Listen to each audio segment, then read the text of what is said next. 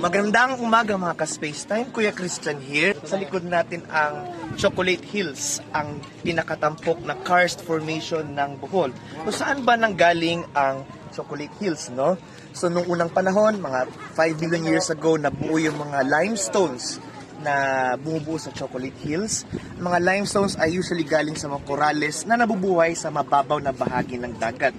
Over time, dahil sa tectonic uplift, naangat yung limestone, pinasok ng groundwater yung fractures sa loob niya.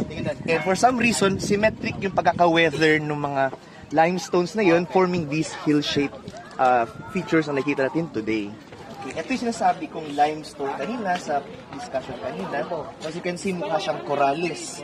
Nung buhay pa itong coral na to, binuo niya exoskeleton niya bilang bahay.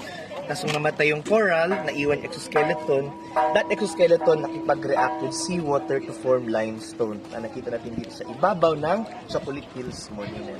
Magandang umaga! Para sa mga dagdag na video tulad nito, i-like at i-follow kami sa Spacetime Events and Exhibits.